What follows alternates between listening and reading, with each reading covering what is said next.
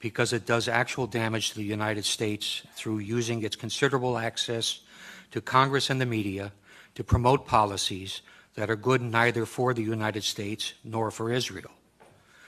I'm sure you've all heard the expression that a friend does not let a friend drive drunk.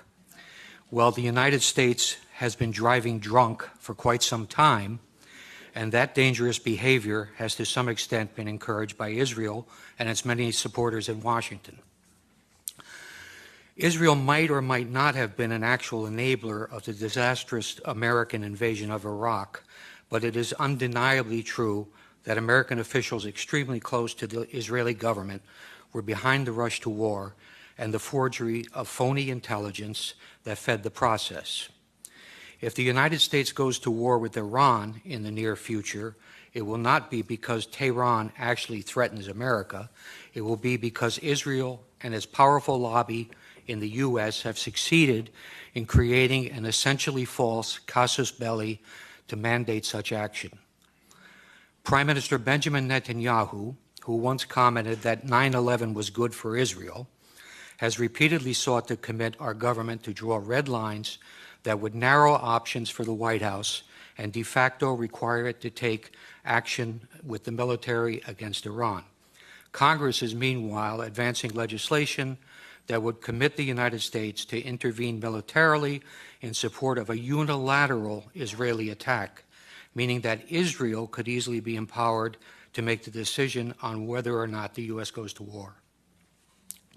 Nothing relating to Israel is quite like the U.S. interaction with other countries. Delinda and Janet have outlined the dollar costs and special financing arrangements that go to support Israel, measures that are not in place for any other nation.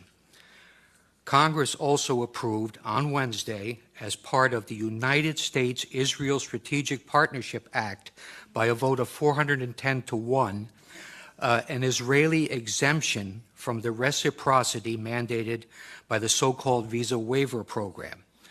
Israelis will be able to travel freely to the United States, while their government will be allowed to refuse entry to American citizens. This is a privilege that is granted to no other country. One congressman has recently even introduced a bill to cut off federal funding for any academic organization that engages in boycotting Israel. Boycotting other countries is okay. Israel interferes in American elections, most recently on behalf of Mitt Romney. It has corrupted our Congress. Its head of government publicly rebukes our own head of state. Government ministers insult and ridicule John Kerry, and its intelligence officers actually provide alarmist and inaccurate private briefings for American senators on Capitol Hill. I also would not doubt that Israel, accustomed to behaving with impunity towards its alleged friend and patron in Washington, might manufacture a pretext to draw the U.S. into a new conflict, something reminiscent of the Lavon affair in Alexandria, Egypt in 1954, or the false flag attack on the USS Liberty in 1967. Israel currently strongly supports using force to intervene in Syria, a proposition that is opposed overwhelmingly by the American public. In short, Israel has no reluctance to use its enormous political and media clout in the U.S. to pressure successive administrations to conform to its own foreign and security policy views.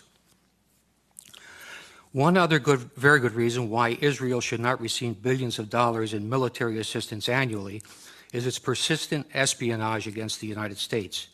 Grant Smith has described how Friends of Israel stole enriched uranium from a Pennsylvania refinery to create a nuclear arsenal.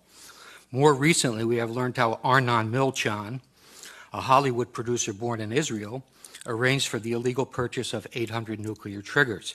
Milchan picked up an Oscar last Sunday without any interference from the FBI. The existence of a large-scale Israeli spying effort at the time of 9/11 has been widely reported, incorporating Israeli companies in New Jersey and Florida, as well as hundreds of art students nationwide. 5 Israelis from one of the companies were observed celebrating against the backdrop of the Twin Towers going down. While it is often observed that everyone spies on everyone else, particularly true if one is referring to our own NSA, espionage is a high-risk business that most countries are extremely careful when they are spying on friends because of fear of blowback. Israel, which relies on Washington for billions of dollars in aid and also for political cover in international fora like the UN, does not spy discreetly, largely because it knows that few in Washington will seek to hold it to account. There were, for example, no consequences for the Israelis when Israeli Mossad intelligence officers, using passports and pretending to be Americans, recruited terrorists to carry out attacks inside Iran, as noted by Mark Perry this morning. Israelis using U.S. passports in that fashion put every American traveler at risk. Israel, where government and business work hand in hand, has obtained significant advantage by systematically stealing American technology with both military and civilian applications. The U.S.-developed technology is then reverse engineered and used by the Israelis to support their own exports.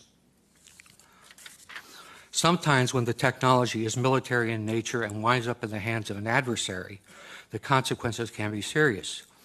Israel has sold advanced weapon systems to China that are believed to incorporate technology developed by American companies, including the Python 3 air-to-air missile and the Delilah cruise missile.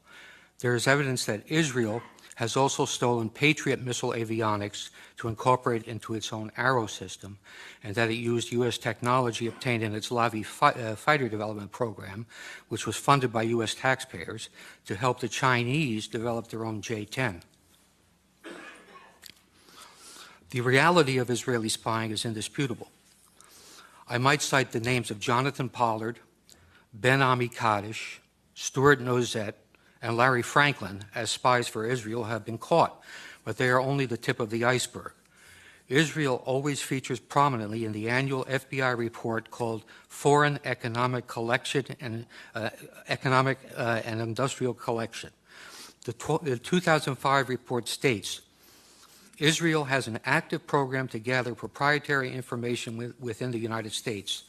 These collection activities are primarily directed at obtaining information on military systems and advanced computing applications that can be used in Israel's sizable armaments industry. It adds that Israel recruits spies, uses electronic methods, and carries out computer intrusion to gain the information. A 1996 Defense Investigative Service report noted that Israel has great success stealing technology by exploiting the numerous co-production projects that it has with the Pentagon. It says, placing Israeli nationals in key industries is a technique utilized with great success. A General Accounting Office examination of espionage directed against American defense and security industries described how Israeli citizens residing in the U.S. had stolen sensitive technology to manufacture artillery gun tubes, obtained classified plans for reconnaissance systems, and passed sensitive aerospace designs to unauthorized users.